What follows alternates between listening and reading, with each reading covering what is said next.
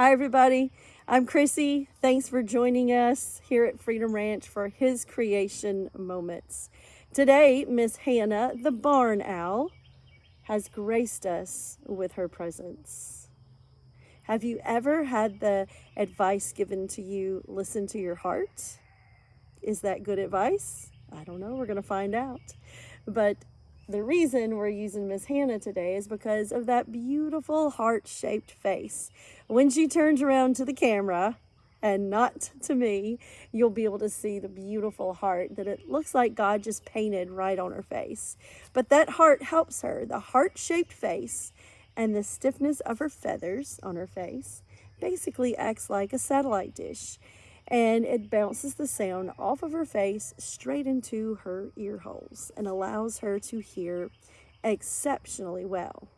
But barn owls are even more special with their hearing. They have asymmetrical ear placement. That means one ear is up here and one ear is down there.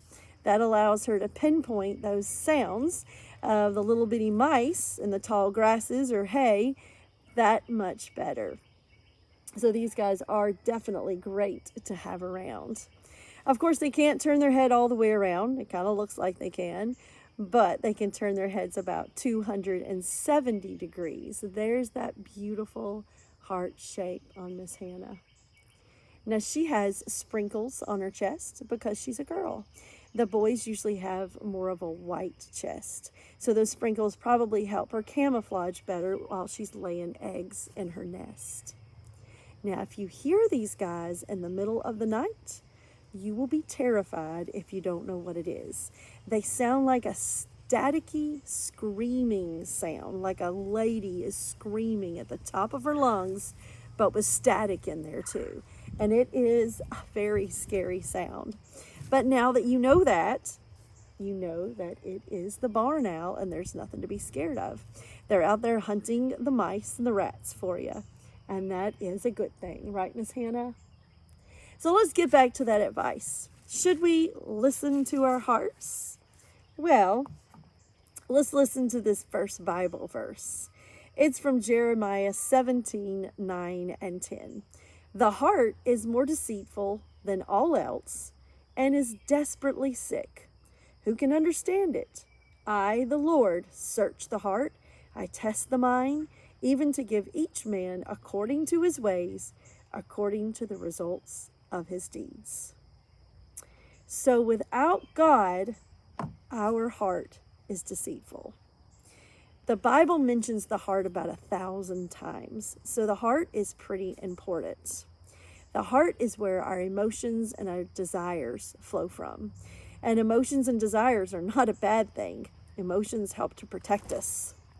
And our desires, a lot of times, are God-given desires if we're listening to God's heart. So all of those are good things, right?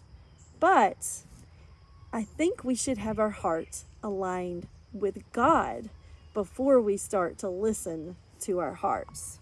So after we're saved and we accept Jesus into our hearts and we pray, like in Psalms 51:10, create in me a clean heart, O God, and renew a steadfast spirit within me. So I encourage you to find verses about the heart. Hannah has found something in these woods that she would like to chase, I do believe. But I encourage you to find those verses about the heart and study it and find out what it means to listen to God's heart, to seek His heart. And then, once our hearts are in line with God's heart, then I think it's pretty safe to listen to our heart because we're sort of listening to His heart.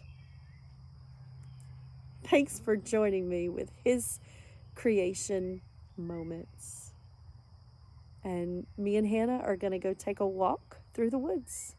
Have a great day.